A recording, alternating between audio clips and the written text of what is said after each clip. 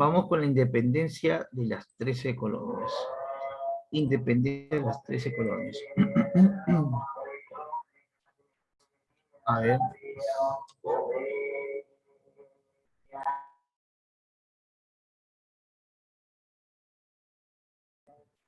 Listo, ya pasó el botellero.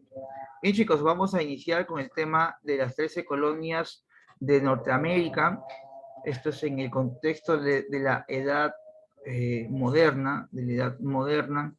Vemos aquí una familia típica norteamericana, vemos la bandera, vemos que tiene las estrellitas de las colonias, cada estrellita corresponde a una colonia o a un estado, luego van a ir aumentando, obviamente, y ahí, pues, ¿no? Los personajes de aquel periodo importante, no solamente para Estados Unidos, sino también para toda América, debido a que esta independencia va a servir como inspiración a los demás países que éramos colonia, como el Perú, ¿no? Que éramos colonia española, y viendo este ejemplo de Norteamérica, nos ayudaría, ¿no? A motivarnos para nuestra independencia, ¿bien? Tenemos así, entonces, esta independencia que tuvo personajes destacados, ¿no? Como George Washington, los hermanos Adams, tenemos ahí a Abraham Lincoln, ¿no? Bueno, Abraham Lincoln es un poquito después que esta independencia, pero Abraham Lincoln es el que complementa todo esto, porque una vez terminada la independencia de las 13 colonias, Estados Unidos como país comienza una guerra civil, una guerra interna, el Civil War, ¿bien? Algo similar con lo que ocurrió en Argentina y la Gran Colombia, ¿no? La Gran Colombia cuando se independizó también entró en guerra. La Gran Colombia se divide luego, posteriormente, en Ecuador, Colombia y Venezuela. Argentina se divide con Uruguay. Por ahí Paraguay se queda en el aire y comienza una guerra con Brasil. Y así cada país que se independiza en América comienza una guerra separatista. Y eso ocurre con las 13 colonias, que se habían dividido en las colonias del norte y las colonias del sur. ¿Bien? Vamos a continuar entonces, mis estimados estudiantes.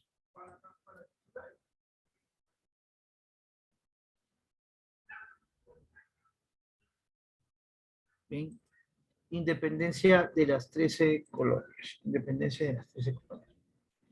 Definición: movimiento separatista de colonos ingleses burgueses establecidos en las costas atlánticas, de América del Norte, que tuvo como por objetivo liberarse del dominio de la corona británica.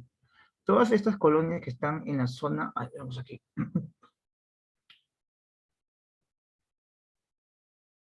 Si esto es América, aquí está América, obviamente, en esta zona, la zona oriental de América del Norte, frente a las costas del Atlántico, se van a localizar 13 colonias, ¿no? Vamos a ver acá: Massachusetts, Nuevo Hampshire, Massachusetts, Rhode Island, Connecticut, New York, Pensilvania, New Jersey, Maryland, Delaware, Virginia, Carolina del Norte, del Sur y Georgia.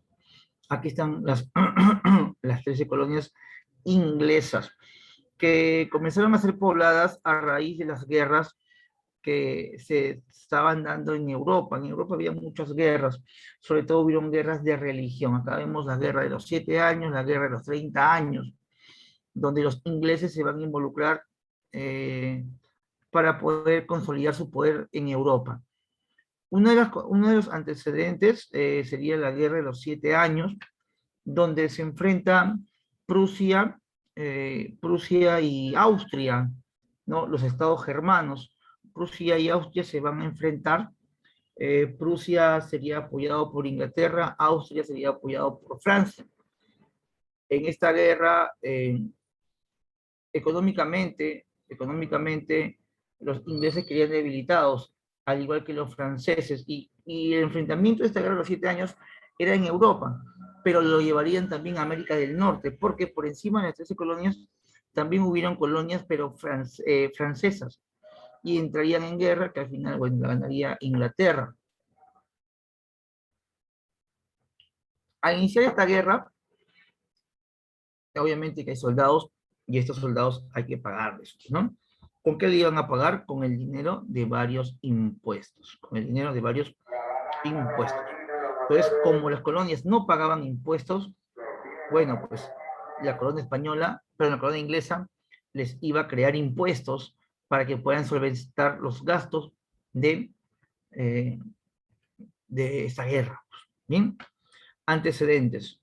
Las 13 colonias se establecieron a partir de 1637 en Virginia, hasta 1773, siendo Georgia la última colonia. Bien.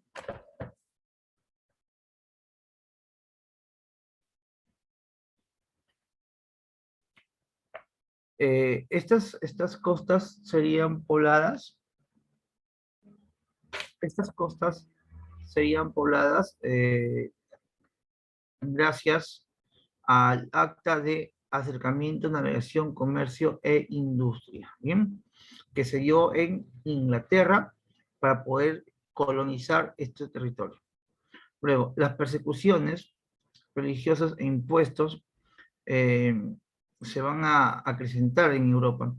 Hay persecuciones cristianas, o sea, se comenzaron a perseguir cristianos contra cristianos. Era una lucha entre católicos, cristianos calvinistas, cristianos puritanos, cristianos presbiterianos. Todo tipo de cristiano comenzaba a buscar su propio interés y lo defendía mediante guerras. El ejemplo más claro es lo que ocurre en Países Bajos, donde se ve dividido el país ahora como Holanda y Bélgica, un país de católicos y un país de protestantes o cristianos evangélicos. Ellos se van a sacar el ancho ahí en Europa. Obviamente también interviene Inglaterra. Al ver tanto confrontación, tanta matanza y persecución, muchos europeos van a optar por salir de su continente y venir hacia estas costas de América.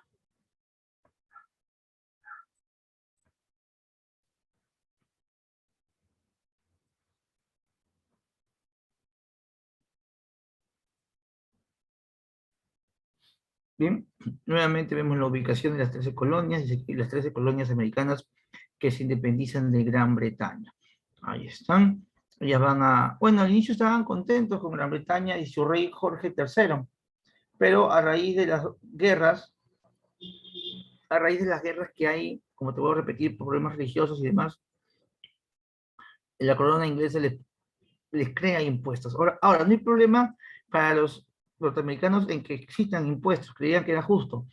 Bien, pero crea impuestos. ¿Quién crea los impuestos? ¿El mismo rey o el Congreso? En este caso era el Congreso, ¿no? El Parlamento inglés crea los impuestos. Y los colonos dicen, bueno, pues si me van a crear impuestos, por lo menos déjame tener representación en este Parlamento. Deja mandar por lo menos un representante de cada estado a Inglaterra para que defina los intereses de las colonias. Pero eso no va a ser aceptado y el Parlamento sigue siendo 100% inglés y sin ningún representante de las colonias. Entonces las colonias le mencionan que si no van a tener representabilidad en el Parlamento, no tienen por qué pagar impuestos. Estas colonias, nuevamente repito, es New Hampshire, Massachusetts, Rhode Island, Connecticut, New York, New Jersey, Pensilvania, Delaware, Maryland, Virginia, Carolina del Norte, del Sur y Georgia. Ahí están las 13 colonias. ¿Eh? Sería importante o de repente ya en tu casa hagas ejercicios para que puedas recordar el nombre de las 13 colonias, aunque no es muy difícil, no es muy difícil. Uno puedes comenzar de repente con las Carolinas, Carolina del Norte, Carolina del Sur, Georgia, ahí tienes 3 nombres de mujer, ya te quedarían más que 9, ¿no? 9 es más fácil, ¿no? Nueva York, New Jersey, ya pues así es más fácil. Practícalo en casa, ¿eh? Ahí están las 13 colonias. ¿Eh? Ahí vemos un pequeño recorte de un libro en el cual se ve, ¿no? Lo que ocurría en las costas atlánticas, ¿no? Frente a las costas iban a haber puestos militares que defenderían de posibles ataques, ¿no? Para que al final, bien, para que al final las colonias se expandan hacia el lejano oeste, ¿no? Tierra de indios nativos, los cuales van a darle guerra a los colonos y finalmente los colonos van a terminar venciendo. ¿Sí? Se van hacia el oeste y comienzan a crear, ¿no? Nuevos estados. Vemos Minnesota, Dakota del Norte, Dakota del Sur, Nebraska, Kansas, Oklahoma, Arkansas, Luisiana, la Florida frente a Cuba. Bien, son territorios que se van a crear de inicio y ya casi al final vemos ya pues a Washington, Oregon, California, Arizona, ya en tiempos contemporáneos, en el contexto antes de la Primera Guerra Mundial, se unen Nueva México a Arizona. Bien, bueno, esto territorio luego los mexicanos van a querer recuperarlo, pero no van a tener éxito.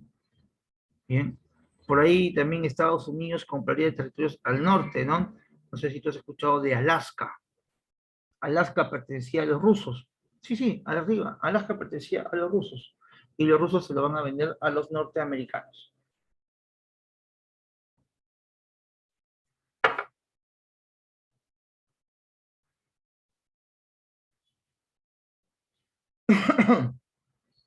Veamos las causas de la independencia de las 13 colonias. ¿Qué fue lo que motivó la independencia? Primero, liberarse del dominio de Inglaterra. Inglaterra era obviamente la metrópolis, era la potencia más importante de Europa y del mundo para aquellos años. Luego, esto es a raíz de una influencia llamada Ilustración. En la Ilustración, que es una corriente filosófica nacida en la misma Inglaterra, se habla de muchos de los derechos naturales del hombre. También se habla del derecho de ser libre, de gobernarse uno mismo. Le sacan credibilidad al derecho divino de gobernar del rey. Entonces, la Ilustración va a influenciar mucho. Luego dice acá, impulsar el desarrollo del capitalismo en Norteamérica. Se prohíbe el surgimiento de industrias. Esto, bueno, pues va a atentar contra la economía de los colonos. Luego dice aquí que una de las causas fue el establecimiento de impuestos lesivos de la burguesía a la burguesía colonial. Impuestos como el té, impuestos al café, al papel sellado, al azúcar, ¿no? Es más, el primer impuesto que sería al azúcar. Un segundito, chicos, por favor.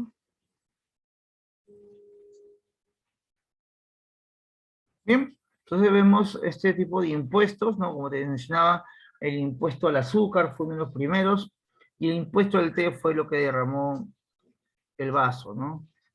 La gota que derramó el vaso. Luego viene una grave crisis de la economía inglesa, ocasionada por su intervención en la Guerra de los 7 Años. Como te expliqué hace un instante, la Guerra de los 7 Años fue una guerra entre Prusia y Austria, donde Inglaterra interviene a favor de Prusia, y eso le va a causar grandes gastos.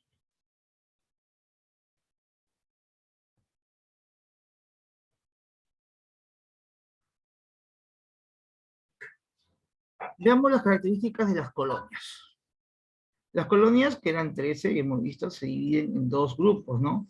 Las colonias del norte y las colonias del sur. Las colonias del norte, dedicadas principalmente al comercio, industria y el cultivo de pequeñas parcelas. Las parcelas de aquel tiempo estarían evocadas al cultivo de caña de azúcar y algodón, ¿no? El algodón, obviamente, para la ropa, y la caña de azúcar, de donde se sacaban muchos productos, obviamente, el más importante el azúcar, y bebidas alcohólicas como el famoso ron. Luego, la religión predominante fue la calvinista. Esta calvinista se dividía en puritanos y tolerantes.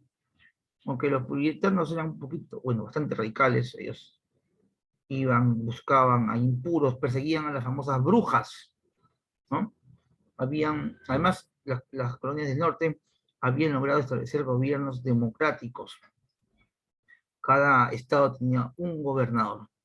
Luego también vemos el cultivo intelectual mediante la creación de universidades como la de Harvard y la de Yale. Ahora, si hablamos de la Universidad de Yale, está muy relacionada a nuestra historia, por si acaso, porque la Universidad de Yale, bueno, fue la que se llevó cientos de piezas de Machu Picchu, recuerda eso, ¿ah? En la primera década de 1900, Ian Bingham eh, redescubre Machu Picchu y se lleva supuestamente a Yale cientos de piezas de oro, plata, cerámica, textiles, fardos funerarios a la Universidad de Yale. Al día de hoy, creo que hace no más de 5 o 10 años, Yale va a devolver una buena cantidad de cerámicas al Cusco, pero aún no devuelven ni las momias, y no devuelven ni el oro ni la plata. Luego, dentro de las colonias del norte destaca Filadelfia y Nueva York.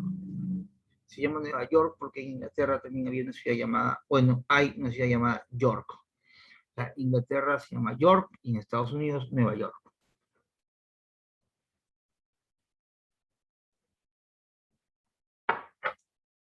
Las colonias del sur eran predominantemente agrícolas. Ahora, la agricultura de este periodo se caracteriza porque es trabajada por mano de obra esclava.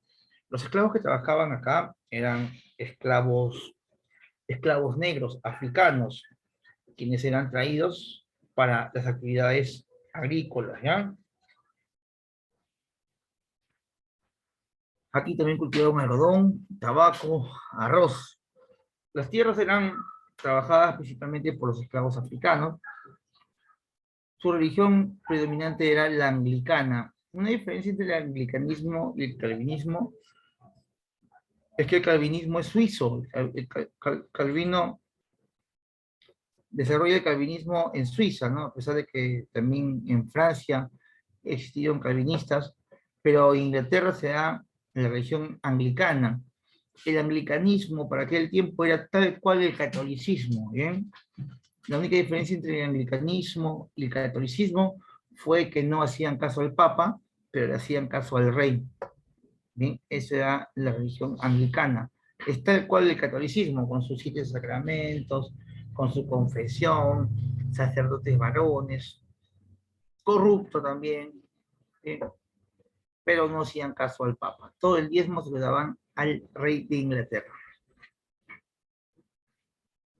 Su organización era semejante a la del norte, quiere decir que cada estado tenía un gobernador.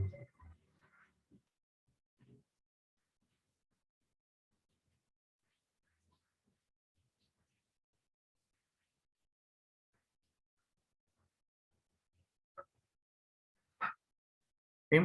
Vamos a ver el proceso revolucionario. ¿Cómo es que se da esta independencia?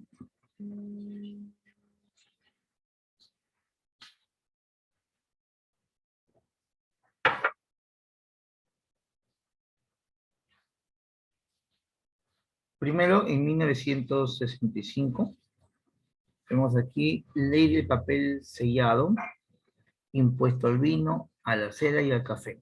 Se crean varios impuestos. Entre ellos está el Sugar Act, ¿no? El impuesto al azúcar, el impuesto al azúcar.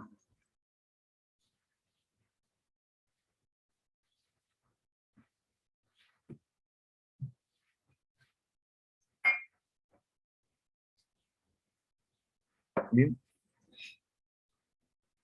Eh, Luego de esto viene el motín del té o el Boston Tea Party, la fiesta del té, ¿sí? Donde los colonos se disfrazarían de indios nativos, secuestrando una nave y arrojando el cargamento de té al mar. Cuando hacen esto, obviamente los dueños de la embarcación se enfrentarían a estos supuestos indios, los cuales serían descubiertos que no eran indios, sino ya, pues eran los colonos. En esta trifulca muere un inglés. A la muerte de este inglés, nombre desconocido, se lleva, bueno, y varios heridos, se lleva la noticia del ataque de los colonos contra los ingleses. Llega esta noticia a Europa, pero llega un poquito distorsionada, diciendo que en Boston hubo una masacre. Y viene la noticia de la masacre de Boston, también se llama, donde supuestamente murieron cientos de ingleses, pero solamente había muerto uno. ¿Bien? Y heridos fueron 7, 8 heridos. Se da entonces una respuesta por parte de la corona inglesa, mandando militares para calmar las revueltas en las colonias que estaban protestando por los impuestos, impuestos que nunca habían pagado y que no querían pagar a menos que le den representatividad dentro del parlamento inglés. Ellos no querían aceptar tener representantes de las colonias. Entonces, los mismos colonos deciden hacer su propio congreso. Se da el primer congreso de Filadelfia, primer congreso de Filadelfia. Que dice Liga de Importación, Organización de Milicias y aplica la Declaración de Derechos. Es decir, que el primer congreso de Filadelfia, o Congreso Universal, busca activar la economía de los colonos, organizarse militarmente de la mano de Washington, un señor llamado Washington, George Washington, y aplica la Declaración de los Derechos del Hombre, ¿no? Basados en la Ilustración.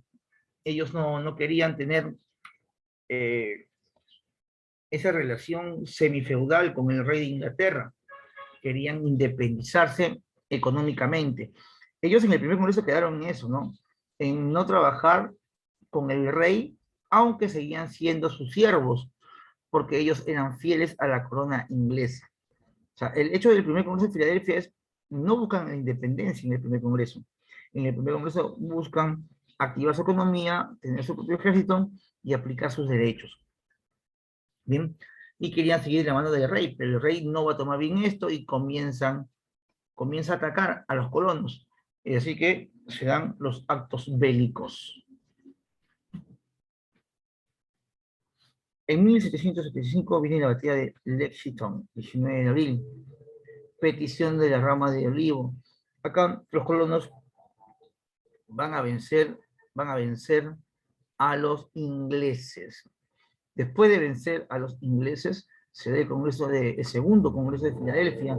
Se eligió George Washington como el jefe del ejército y se le da poderes para poder defender a las colonias. Este segundo congreso trae como consecuencia la liberación de Boston, que había sido tomada por los ingleses, y será, bueno, esto dentro de la batalla de Boston. Luego, el tercer congreso de Filadelfia redacta el acta de independencia escrita por Thomas Jefferson. Esta acta de independencia no sería aceptada por los ingleses. Aparte de que esta acta de independencia habla del derecho de la vida, la libertad y la búsqueda de la felicidad, lo que ellos habían visto en la Ilustración y en las ideas de John Locke, en las ideas de Adam Smith, David Ricardo, ideas de las escuelas económicas fisiocráticas, liberales, de la enciclopedia que ya había llegado a Norteamérica. En 1777 se da la batalla de Saratoga, donde también los patriotas van a ganar. En esta batalla de Saratoga, los franceses ya habían llegado a las colonias, dándole el apoyo moral, ¿no? Diciéndole que iban a participar, pero los franceses aún no estaban seguros de participar o no contra los ingleses. ¿Bien? Entonces, en Saratoga, luego de la victoria de los colonos, los ingleses recién se animan a participar y apoyar a las colonias, dándose así un apoyo militar, ¿no? Que gracias a Benjamin Franklin se consigue. Francia, España y Holanda apoyarían a los colonos.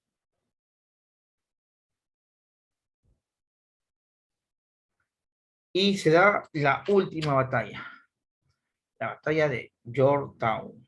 Batalla de Yorktown.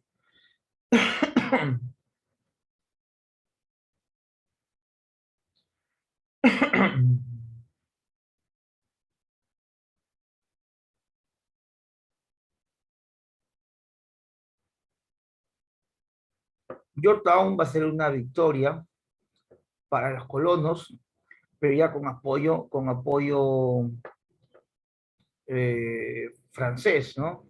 Ese apoyo francés, ese apoyo francés iría, iría de la mano del marqués de Lafayette. Los franceses llegarían con el marqués de Lafayette, ayudan a los colonos y vencen en Yorktown. En 1783 se firma el Tratado de Versalles, o llamado también la paz de Versalles, la paz de Versalles. ¿Sí? Una vez que se firma la paz de Versalles, en el 87, se aprueba la primera constitución de Estados Unidos y el primer presidente de Estados Unidos, llamado George Washington, el primer presidente de Estados Unidos, George Washington.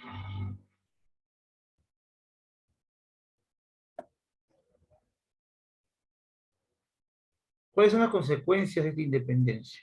¿Eh? Vemos que es el primer caso de la historia que una colonia se independiza, ¿bien?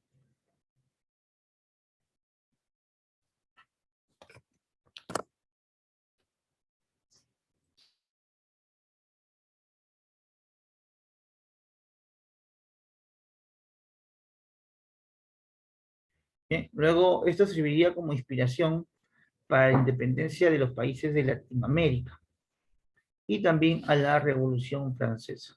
Tenemos aquí una imagen del primer Congreso de la Declaración de Estados Unidos, ¿no? De independencia. Se promulga la primera constitución escrita de la historia. La burguesía comenzó a liderar una moderna sociedad de clases. Hay una película, de repente ustedes la han visto, se llama Pandillas de Nueva York, te la recomiendo, es muy interesante porque está basada en este periodo de la historia norteamericana. ¿Bien? Luego se inicia la expansión de Estados Unidos, como te mencioné, hacia el lejano oeste, ¿no? Enfrentándose y exterminando, ¿no? A los indios pieles rojas, a los apaches. Destacaría ahí el líder de la resistencia india, Toro Sentado.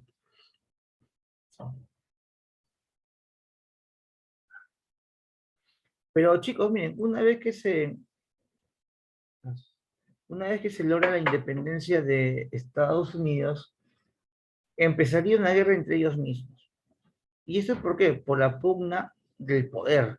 Acá dice el concepto de la guerra de secesión. Esta guerra se llama guerra de secesión.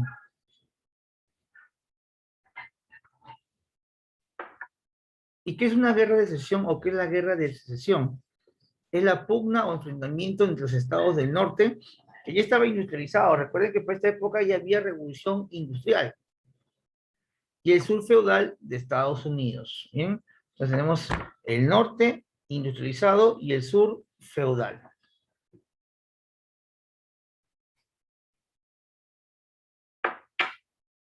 Las causas de la guerra sería la falta de mano de obra en los estados industrializados del norte y la esclavitud existente en el sur feudal.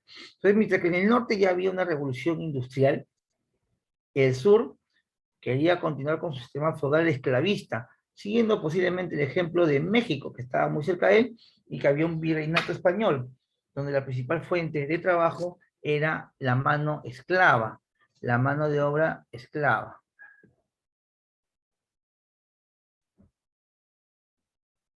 Luego, ahí dice, la pugna existente entre los partidos demócratas y republicanos.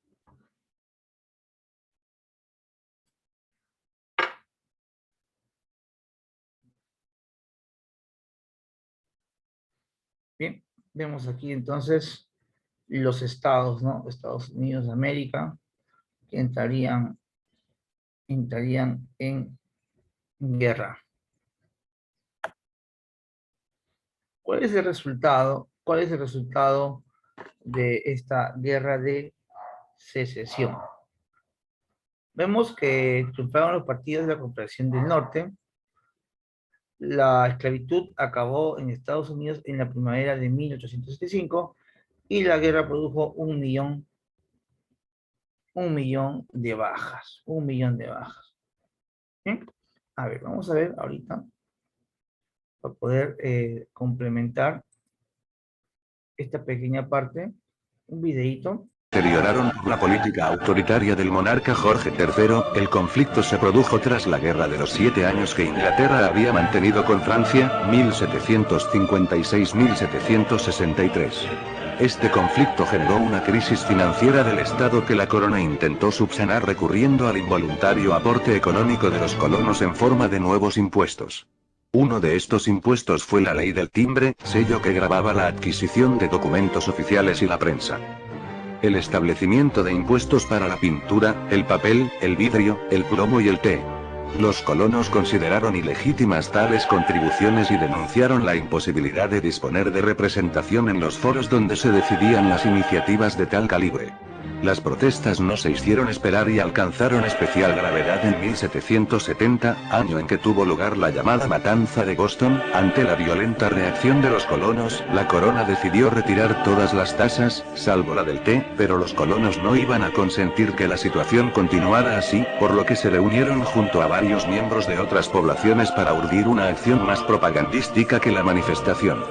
Del Reino Unido llegaban 3 naves cargadas de cajas que contenían té.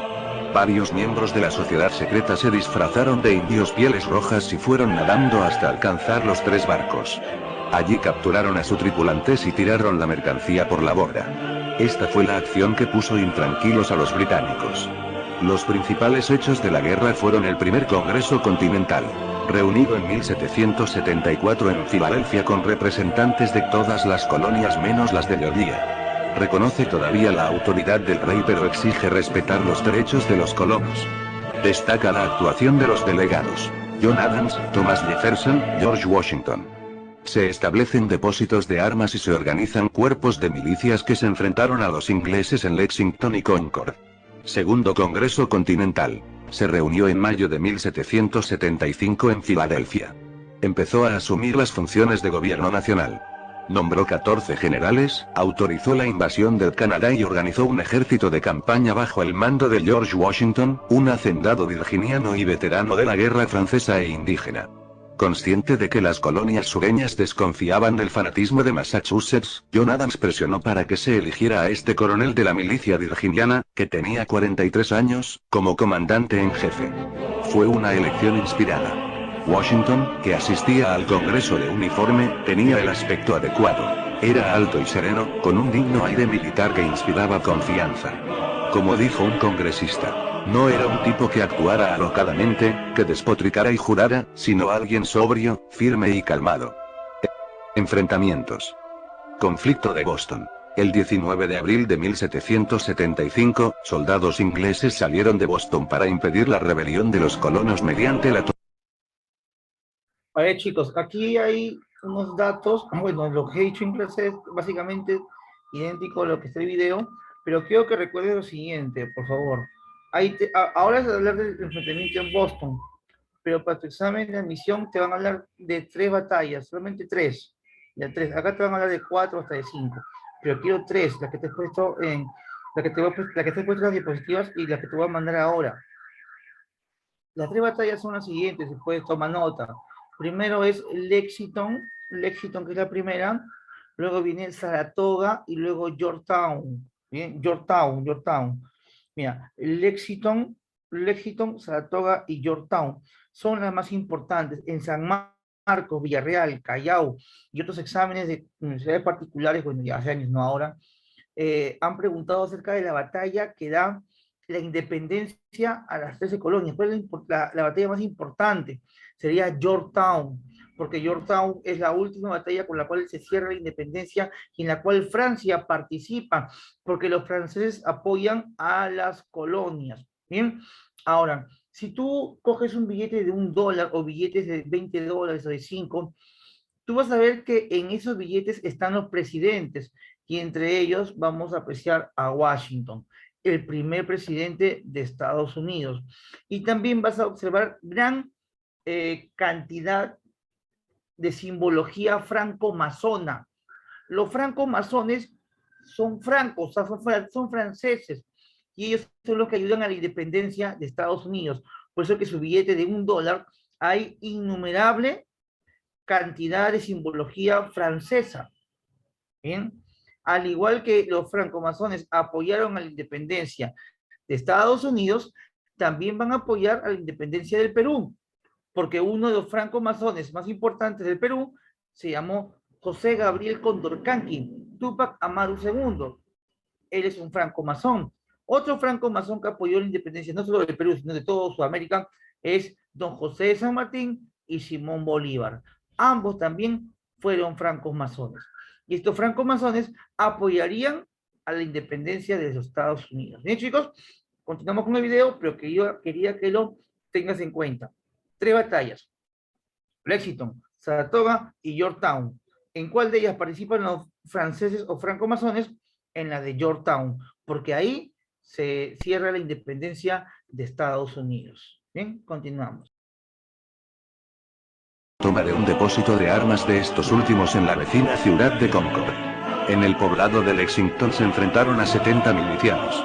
Alguien, nadie sabe quién, abrió fuego, y comenzó de este modo la guerra de independencia. Los ingleses tomaron Lexington y Concord, pero en su regreso hacia Boston fueron hostigados por cientos de voluntarios de Massachusetts. Para junio, 10.000 soldados coloniales estaban sitiando Boston. Batalla en la colina Bunker. Se produjo en 1775, frente a Boston. Los colonos sublevados se encontraban perfectamente atrincherados, pero los británicos asaltan la colina con 2.000 efectivos, lo cual causó su victoria.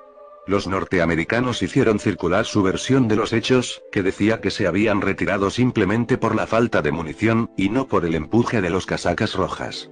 Declaración de Independencia. En un documento, elaborado básicamente por Thomas Jefferson y donde se nota claramente la influencia de la Ilustración, se declara en Filadelfia la independencia de las 13 colonias el 4 de julio de 1776.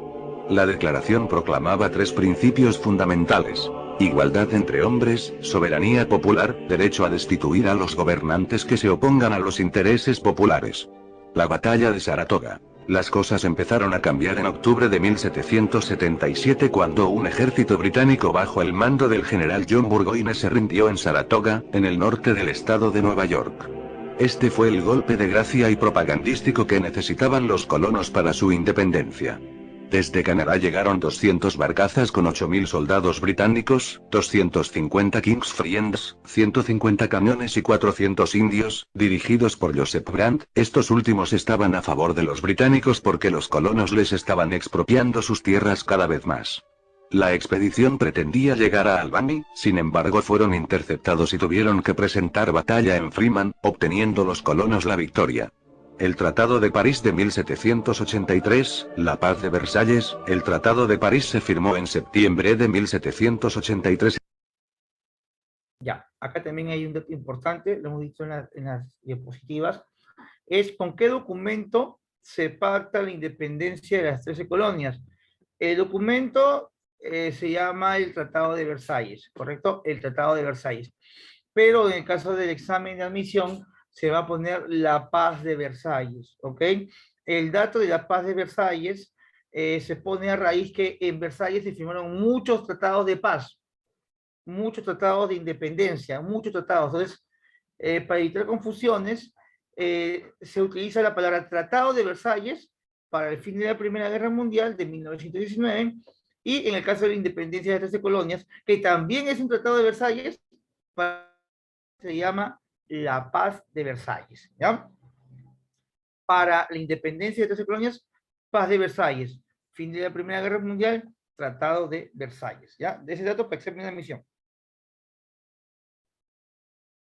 Entre Gran Bretaña, Estados Unidos, España y Francia. Mediante este tratado, se reconocía la independencia de Estados Unidos de América. España mantenía los territorios recuperados de Menorca y Florida Oriental y Occidental. Por otro lado, recuperaba las costas de Nicaragua, Honduras y Campeche. Se reconocía la soberanía española sobre la colonia de Providencia y la inglesa sobre Bahamas. Francia recuperaba algunos enclaves en las Antillas, además de las plazas del río Senegal en África. Holanda recibía Sumatra, estando obligada a entregar Negapatam a Gran Bretaña y a reconocer a los ingleses el derecho de navegar libremente por el Índico. Gran Bretaña mantenía a Canadá bajo su imperio, a pesar de que los estadounidenses trataron de exportar a tierras canadienses su revolución. Finalmente, se acordó el intercambio de prisioneros. La nueva Constitución. Una vez conquistada la independencia, resultó muy complicado poner de acuerdo a todas las antiguas colonias. En 1787, 55 representantes de las antiguas colonias se reunieron en Filadelfia con el fin de redactar una constitución. Consecuencias. Económicamente, los Estados Unidos se liberaron de las trabas de carácter mercantilista que les imponía la metrópoli cuando eran colonias y se lanzaron a un proceso de expansión económica y territorial que los convirtió en una gran potencia. Socialmente, la burguesía comenzó a liderar una moderna sociedad de clases mientras otros estados permanecían inmersos en la sociedad estamental. Internacionalmente, surgió el primer ejemplo de descolonización. En cuanto al carácter internacional del conflicto, hay que distinguir entre dos casos: Francia. La guerra supuso un considerable gasto y la agudización de las crisis del antiguo régimen. 6 años después de que concluyera el conflicto americano, estallaría su propia revolución. España. Se anexionó extensas áreas del sur de Norteamérica, pero por otro asió impotente la expansión de las ideas revolucionarias en sus territorios ultramarinos. Décadas más tarde perdería la mayor parte de sus colonias. Política e ideológicamente, se llevó a cabo la primera revolución de carácter liberal y se hicieron realidad las ideas ilustradas más avanzadas. Se promulgó la primera constitución escrita de la historia. Bien, entonces vemos aquí que también se menciona ideas ilustradas, ¿no? Y es justamente el punto que vamos a tocar ahora. Esta ilustración, ay, chicos, un segundito, va a influenciar no solamente en Europa, sino también, obviamente, a nuestras colonias de Norteamérica. Bien, ¿y cómo va a influenciar? Influye de manera filosófica, influye de manera económica, política y de muchas maneras. Bien, vamos a ver esto por acá. Copita para compartir.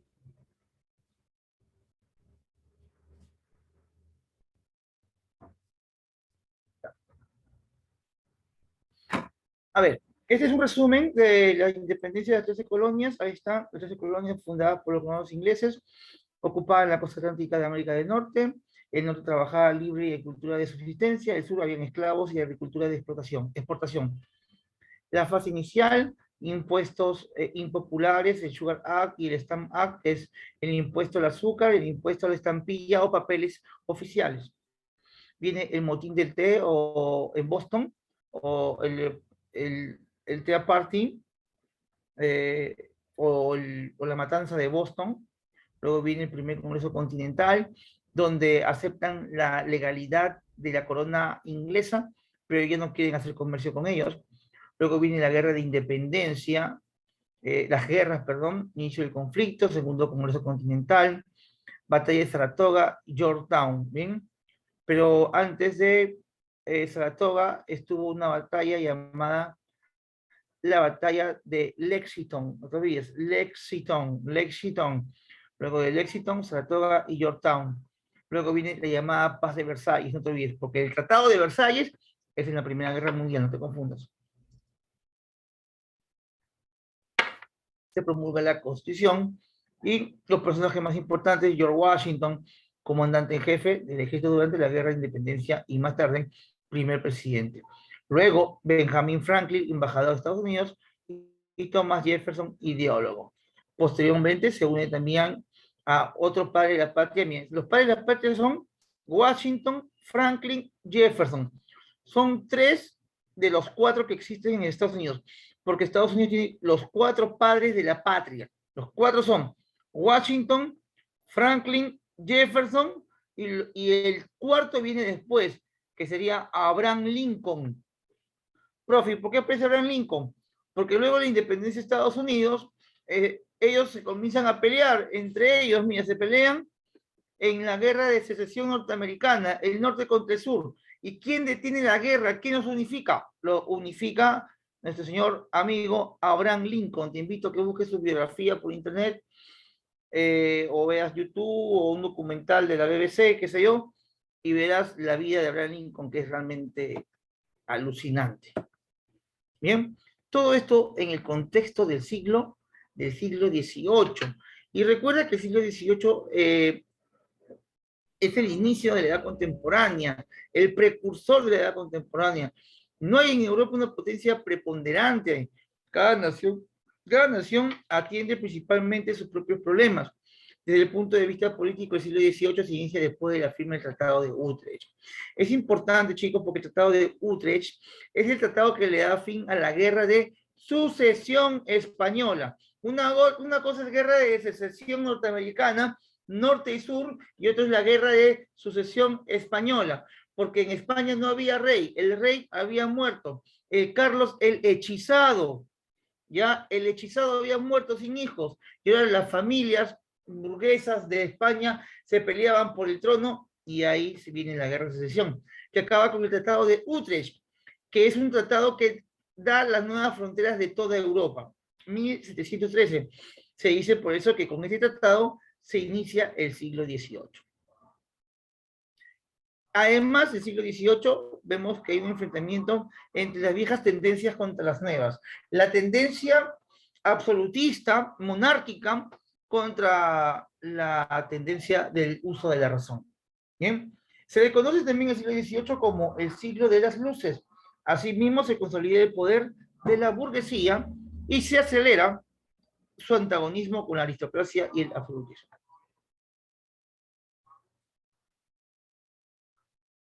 En este periodo aparecen grandes pensadores filosóficos y sobre todo políticos.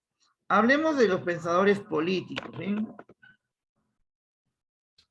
El barón de la Brede y de Montesquieu, nombre verdadero Carlos de Secondat, nació en Francia. Sus principales obras, cartas persas, donde critica con agudeza las instituciones y costumbres de su patria, es decir, de Francia. No te olvides que Francia para 1721 estaba gobernado por Luis XVI, un rey absolutista. Consideraciones sobre las causas de la grandeza y decadencia de Roma. Y su obra más importante, la obra más influyente, la obra que te van a preguntar en tu examen de admisión es El espíritu de las leyes. En El espíritu de las leyes, considerado también la obra más importante de la Ilustración, escribe y menciona que para garantizar la libertad política se tiene que dividir el poder. Los poderes del Estado no pueden estar concentrados en una persona. ¿Bien? Una sola persona no puede tener el poder, porque si una persona tiene todo el poder, eso da inicio a lo que se llama corrupción. Ustedes saben qué es la corrupción, ¿no, chicos? Día a día vemos el noticiero que la corrupción está en todos lados. En la actualidad, en el Perú hay un presidente que puede ser una bestia, un inepto, no sabe hablar, parece un cantinflas, pero creo que lo último que puede hacer es ser corrupto. ¿Saben por qué? Porque él nadie lo quiere. Y como no lo quieren, no le van a dar todo el poder. Y al haber tres poderes, se evita el problema de corrupción. Pero ¿qué pasa si que Castillo tuviera todo el poder y que todo el legislativo sea de Perú Libre y que todo el poder judicial esté con él? ¿Qué ocurriría? Se acumula el poder en una persona, como pasa en Venezuela. ¿Y eso qué trae? Corrupción. ¿En qué gobierno pasó eso? En los últimos, todos los gobiernos ha pasado lo mismo. Desde Vizcarra hasta Fujimori, que fue el peor de todos. Lo de Fujimori fue más condenable porque hubieron videos donde Montesino salía en la salita del zinc, ¿no? Oye, y es más, Recordemos que según nuestro amigo Montesquieu hay tres poderes, legislativo, ejecutivo y judicial, pero la historia también habla de un cuarto poder. ¿Cuál es el cuarto poder?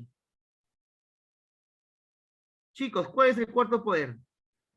Mira, hay tres poderes normalmente, ejecutivo, legislativo y judicial. Ya, ¿cuál es el cuarto poder? Falta uno. La prensa, muy bien, la prensa, la prensa. ¿Y acaso eso no compró también Fujimori en su gobierno? Fujimori concentraba los cuatro poderes. ¿Y eso qué trae? Corrupción, es el peor cáncer de un país. Felizmente se pudo sacar a ese japonés del poder. Ojo que el japonés nunca renunció a su nacionalidad. Recuerden que él luego que fugó del Perú, se fue a Japón y postuló al Congreso de Japón. Él postuló al Congreso de Japón. Nadie votó por él, ni su amante. ¿Bien? Entonces vemos que para evitar estos casos de corrupción se tiene que dividir el poder, ¿no? En tres. Legislativo, con los parlamentarios, ejecutivo y judicial. ¿Bien? Creo que quedó claro eso, ¿no? No es muy complicado entender a Montesquieu. Luego viene Voltaire. Voltaire es su nombre, es Francisco María Araúz. Mira, es un varón y se llama María, qué bacán, ¿no? También por ahí he visto varones que se llaman José María, ¿no? Así como ese cantante que te gusta su música, ¿no? José María Palacios. Ya. A ver, su nacionalidad es francesa, igual que Montesquieu. Sus obras, vemos las cartas filosóficas o cartas sobre los ingleses, donde él va a expresar la admiración sobre la forma de gobierno inglés. Recordemos que Francia, a diferencia de Inglaterra, bueno, ambos tienen monarcas, ambos tienen reyes, pero el rey de Inglaterra tiene un parlamento que lo supervisa. El rey de Inglaterra está bajo la lupa del parlamento inglés. A eso se le llama monarquía parlamentaria. ¿Bien? Mientras que en Francia había una monarquía absolutista, que todos los poderes caían sobre el rey. Voltaire expone las ideas de John Locke. ¿Quién es John Locke? John Locke es el padre de las nuevas ideas. Manifiesta admiración por el régimen liberal inglés y critica la autoridad absoluta del rey de Francia. También escribe acerca de los elementos de la filosofía de Newton y escribe un diccionario filosófico. Él es Voltaire, Francisco María Araúz. Luego, Jacob Rousseau, él no es francés, él es suizo.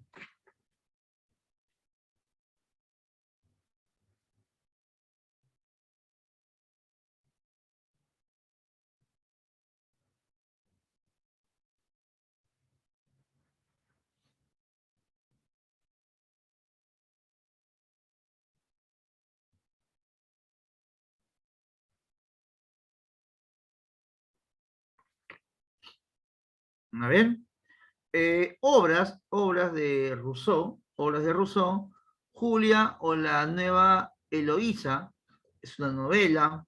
Luego el Emilio o de la educación, es un libro pedagógico. Luego el libro más importante que tiene es el Contrato Social. Es un ensayo político. Señaló que en el estado de naturaleza los hombres disfrutaban de igualdad de derechos y vivían en plena libertad. O sea, según Montesquieu, el hombre goza de libertad. Es algo innato, es algo por naturaleza. Los hombres pasaron del estado de naturaleza al de sociedad por medio de un acuerdo llamado el contrato social. Tal fue el origen de la sociedad y el gobierno. Por lo tanto, todos los hombres deben ser iguales y la fuente de la autoridad política radica en el pueblo. Entonces, habla Montesquieu, perdón, disculpen, Rousseau, Juan Jacob Rousseau, nos habla de que el pueblo tiene el poder para poner o sacar gobernantes. Bien. Menciona también que ni bien naces, está en ti una deuda innata. Tú naces con una deuda con la sociedad.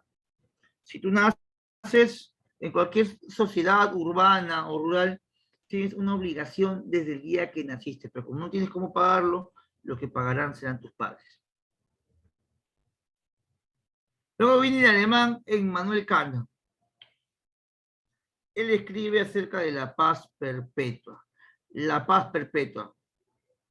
En la cual sostiene que el medio para establecer y conservar la paz radica en el desarrollo del comercio y de las relaciones internacionales, con los beneficios recíprocos para los diferentes estados. También escribe acerca de la crítica a la razón pura.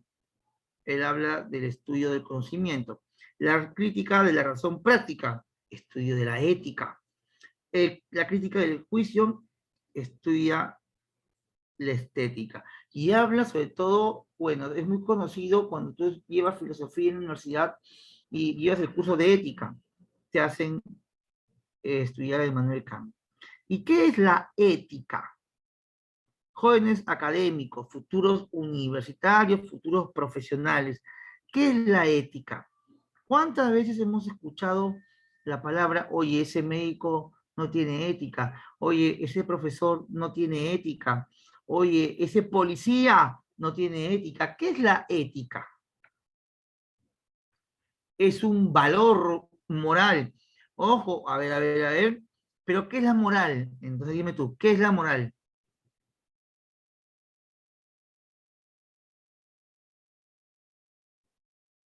Ah, ahí está Juan, disciplina filosófica que estudia el bien y el mal y se relaciona con la moral. Ya.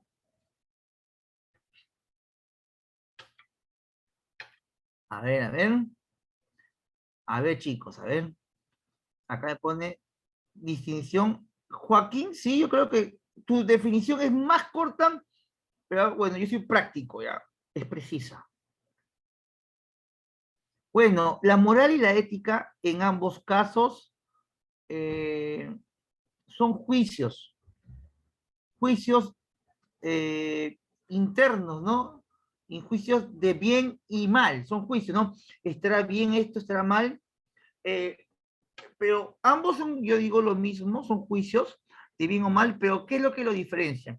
Es que la moral es un juicio que te haces tú mismo te haces el juicio, mientras que la ética ya es algo establecido, ¿bien? O sea, por ejemplo, yo como profesor, imaginemos que estemos en el colegio, ustedes son mis alumnos del colegio, y imaginemos que Jimena Encinas todo el bimestre no asistió, ¿ok? Entonces, si no asistió, le corresponde un 0, no puede aprobar, ¿correcto? Entonces, yo por ética tengo que jalarla, porque está establecido que si no viene a clases, no presenta, la tengo que jalar, por ética, ¿cierto? ¿Sí o no? Claro, tengo que jalarla. Pero luego me entero que su compañera Jimena no ha asistido porque estuvo participando en un congreso internacional de historia para estudiantes de 5º año. Dígame, ¿la jalo?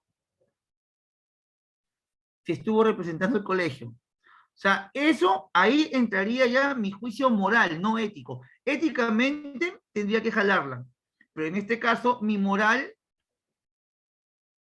va a pesar mucho más. ¿Me entienden? O sea, la moral, algo interno, la ética, algo ya establecido. Va de la mano, va de la mano. Muy bien.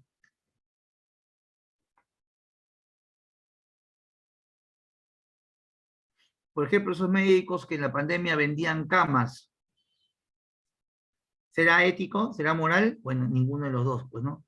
Deben irse presos todos ellos. Ustedes han visto las noticias, ¿no? ¿No han visto las noticias? Esos médicos que vendían camas UCI, o sea, si tú estabas con un familiar que necesitaba una cama UCI, ellos venían y te ofrecían una cama a 10.000, 15.000, 30.000 soles.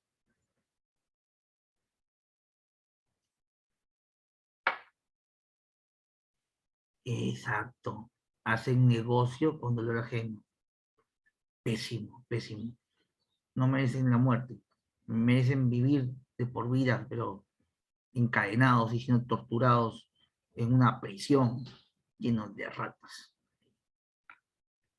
Se lo digo, pues, yo he sido un enfermo COVID, he estado en UCI también.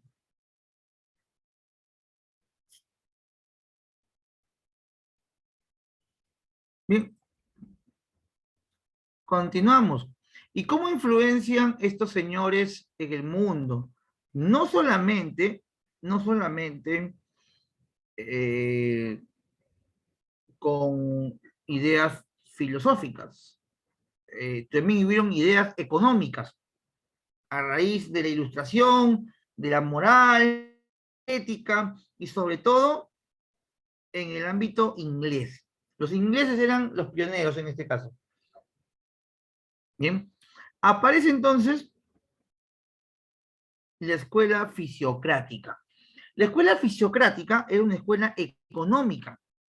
Estaba muy de moda discutir, ¿no? ¿De dónde proviene la riqueza? Siglo XVIII, había el bullonismo, había el mercantilismo, acumulación de metales preciosos. Y además ya en Inglaterra había una revolución industrial incipiente. Entonces todo es la riqueza. ¿Qué es la riqueza? ¿Seré rico porque tengo acaso un anillo de oro? ¿Seré rico por esto? Bueno, no es ni siquiera oro, esto es, bueno, me lo compré, no sé, en una parroquia. No, no, no puedes ser rico porque tienes oro. Eres rico por lo que sabes, porque estudiaste en una universidad. Porque, ¿qué define la riqueza? ¿Se han preguntado eso alguna vez? ¿Ustedes son ricos? ¿Han preguntado en sí, qué son? Ya, todas estas preguntas surgen en el siglo XVIII, ya, ustedes ya cuando estén en la universidad, es lo más rico que puede haber, ¿no? Discutir de estos temas abstractos, ¿no? Temas muy, muy, muy importantes para tu crecimiento como ser humano. Bien, la escuela fisiocrática dice, reconoce que la riqueza reside en los productos de la tierra y no en la acumulación de metales preciosos. Entonces, ellos están en contra de la acumulación de metales preciosos, pero te invitan a que extraigas metales y que trabajes en la agricultura.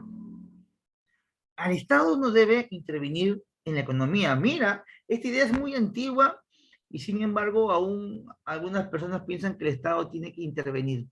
Bueno, puede intervenir, sí, pues tiene que intervenir de alguna otra forma, pues, ¿no? El Estado tiene que proteger al trabajador. El Estado no debe intervenir en la economía, la historia del faire, la historia del pasar, dejar hacer, dejar pasar, ¿no? Los representantes más importantes, Francisco Quesnay, fundador y principal teórico de esta doctrina, publicó tabla o cuadro económico. Recuerda que la palabra dejar hacer y dejar pasar es dejar hacer industria, dejar pasar a los comerciantes, diciendo, oye, no le cobres impuestos cuando pasen por tu tierra, déjalos hacer comercio. Estado, no fastidies. Estado, no hagas aduanas. Deja que se enriquezcan, porque mientras más rico es un comerciante, más puestos de trabajo va a crear. ¿Bien?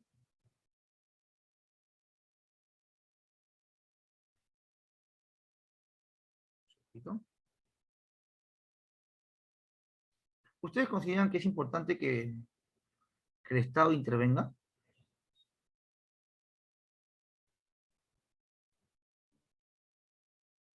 ¿Mm?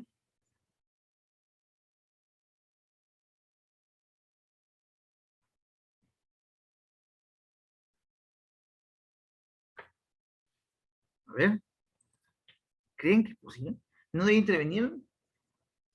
Ya en el Perú muchos presidentes han intervenido y la han malogrado, ¿no? Por ejemplo, Alan García, un desastre, ¿no? Primer gobierno, una patada en el cerebro que fue Alan García, ¿no? Pésimo, pésimo, ¿no? Velasco Alvarado, otro. Tuvo buenas intenciones, pero un cavernícola, ¿no? ¿No? Pero bueno, pues no, es algo discutible, es algo discutible. Muy bien. Luego, el Estado no debe intervenir en la economía, muy bien. Kesnay fue uno de los más grandes representantes, fundador y principal teórico de esta doctrina, publicó tal vez, dijimos. Luego está Nemours, que dio nombre a la escuela fisiocrática, y Gournay, ¿no? Jean-Claude Marie Vicente Gournay, discípulo de Kesnay, señala que además de la tierra, la industria es otra fuente de riqueza. Es creador de la frase dejar hacer, dejar pasar. Propugnó la libertad de producción y la libertad de vender y comprar. Dejen trabajar. El neoliberalismo, bueno, chicos, es muy bueno. El Perú sería potencia mundial con el neoliberalismo, pero lamentablemente existe corrupción. El problema del Perú no es el modelo económico, el problema del Perú es la falta de valores, es la falta de seriedad, la falta de compromiso, la falta de patriotismo, nacionalismo, amor a la patria, respeto a la vida. Ese es el problema del Perú, no es el modelo económico. El modelo económico está muy bien, y si le van a meter un poquito de socialismo, comunismo, ya métanle lo que quieran. La solución de los problemas no va a ser nunca el modelo, sino las personas que lo lleven a cabo. Bueno, la viveza del peruano, se creen vivo, dice, ¿no? Como por ejemplo, este puerquito, ¿no? El Porky, ¿no? Que se lanzó a la presidencia. Dueño de los trenes a Machu Picchu, se pone en plata, no paga impuestos, ¿no? No paga impuestos. Yo la vez pasada me olvidé de pagar el gas en mi casa y el recibo me vino puntual y la conexión y reconexión me vino 20 veces más caro de lo que pago mi gas mensual. Ah, pero al Porky sí, él no paga nada. Es la viveza, pues no. Vivo es. Bien, chicos. Ustedes no sean así, ustedes tienen que ser mejores. Luego, ahora la escuela contraria es la escuela liberal.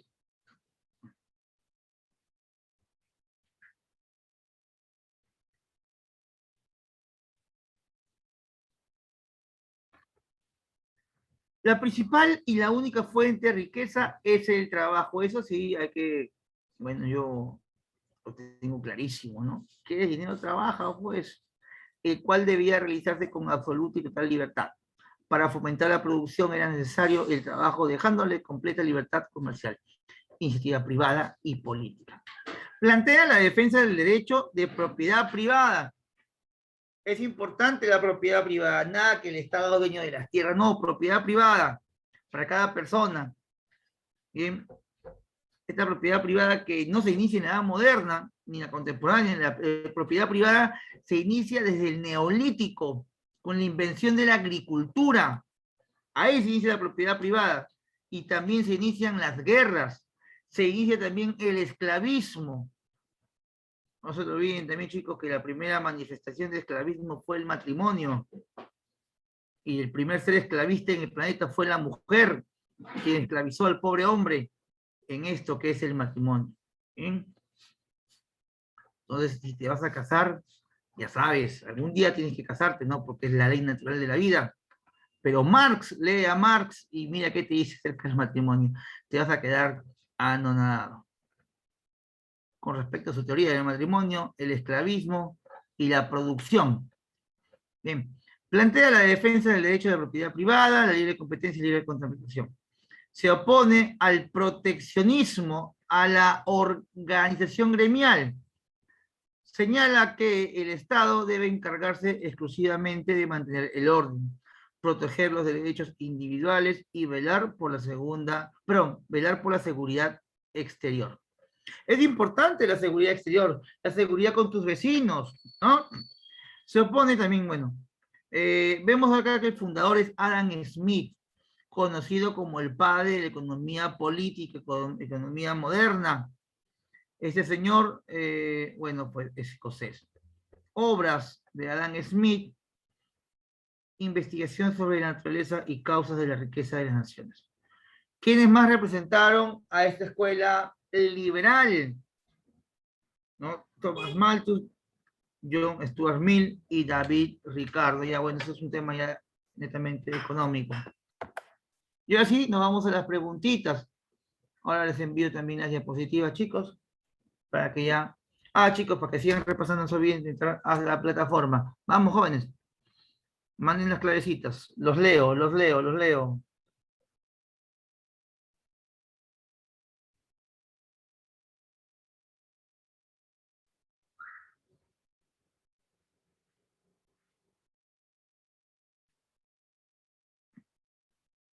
Uno. Que no pare ninguno. Vamos, uno. Ah, claro, en el PDF no están, pero yo se los envío ahora. Este es en Plus. Solamente preguntitas tipo admisión. Uno, dedo. Muy bien, Jorge tercero. Número dos, Congreso en el que se aprobó la Declaración de Independencia de Norteamérica. ¿En qué congreso fue? Estamos terminando, chicos. Ya nos vamos, para que almuerces rico. Tus ricas y deliciosas lentejitas. Vamos con la dos. Vamos, Tamara, ponme clave, número y clave, número y clave. Primer Congreso de Filadelfia no es la Declaración de Independencia, no es el primer Congreso, son tres congresos, estudiantes, son tres congresos. En el primer Congreso hablan de obedecer al rey, pero no hacer economía, no hacer comercio con ellos. Ese es el primer Congreso. Segundo Congreso, acuerdan en darle todo el poder al señor Washington, a Washington. Y el tercer Congreso declara la independencia. Clave C, campeón, corazón, campeón. C de Chile, Chile, chi. Hoy ya juega, ¿no? Hoy ya juega Perú, Chile, ¿no? Muy bien, vamos. Pregunta número 3. Batalla que pone fin a la guerra de independencia de las 13 colonias. Muy bien, Yorktown, muy bien, Yorka, muy bien, Antonella, Fabiola. Uy, la pura mujer es Fabiola. Ah, ahí está, Reina, ya. ¿Dónde están los machos? Alfas, pelo peludo, mano de leñador, espalda plateada, pies de atleta. ¿Dónde están esos machos? Marquen las claves. Número 4. Vamos con la 4. Ahí está, es histórica. 4. Dedo. Es Lexington. Si no te acuerdas, esto ha venido, bueno, acá dice previo, ha venido en la previa real, también ha venido en el examen de admisión, hace años. Recuerda que están en orden alfabético, ¿ya? L, S, Y. Lexington, Saratoga, Lexington, Saratoga y Yorktown, dedo, 4 dedos. Vamos, no, 4 es dedo. 4 dedos, no es la E. 4 dedos. Lexington, Saratoga y Yorktown. 5. Vamos con la 5, Fabiola. Vamos, Tamara. 5. Inglaterra reconoce la independencia, ¿con qué? Muy bien, dedo, la paz de Versalles.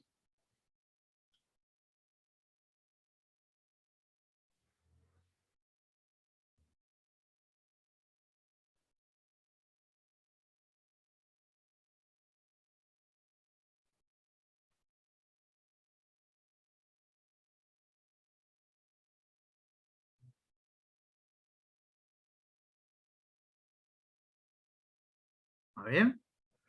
6. Enano, muy bien. Letra E. Vamos con la 7. Vamos con la 7.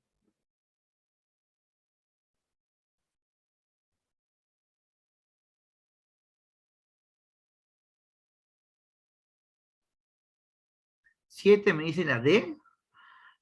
Emmanuel Kant, padre de... ¿Seguro? ¿Segura?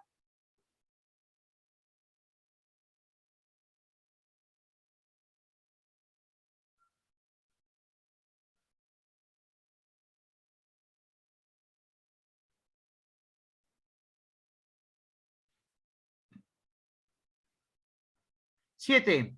John Luke, muy bien. Enano.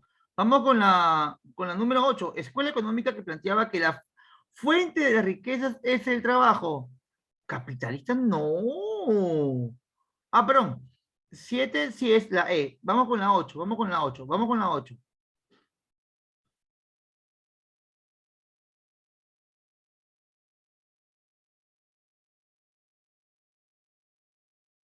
8, bebecita. 8, bebé, ¿segura? Muy bien, bebecita. Muy bien, Antonella. Muy bien, BM, Fabiola, Natalie. Muy bien, Heisen. Vamos con la 9. Vamos con la 9. La clave se te mueve. Vamos con la 9. Montesquieu estuvo sostuvo que debían separarse las funciones del gobierno en su obra.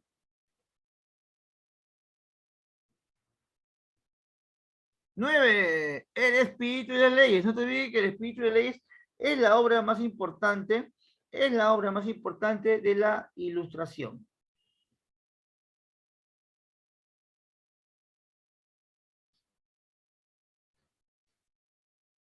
Muy bien, C. Vamos con la 10. Desde el punto de vista político, el siglo XVIII se inicia después de la firma del tratado de...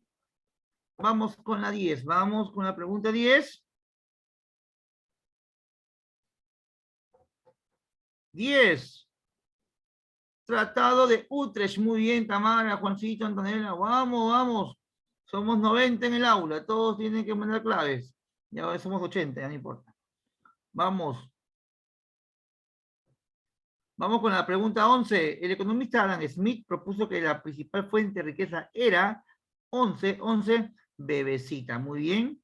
Vamos con la 12. Vamos, pregunta número 12. Periodo de la historia conocido como el siglo de las luces. A ver, 12, nivel pollito. 12.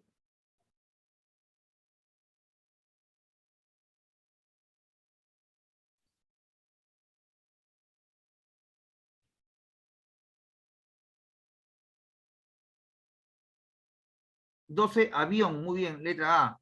Muy bien, Juancito, muy bien. Vamos con la número 13, Fabiola. Vamos, 13, Fabiolita. Personaje histórico que fue protagonista de la independencia de Estados Unidos. 12. Perdón, 13, vamos con la 13. No es Washington. 13.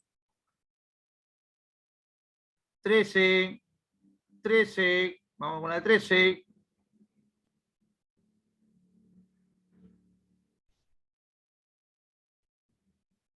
Napoleón Bonaparte, oye, eso es abusivo. 13. Claro, pues letra E. Enanita, E. Listo, estudiantes, esto ha sido todo por el día de hoy.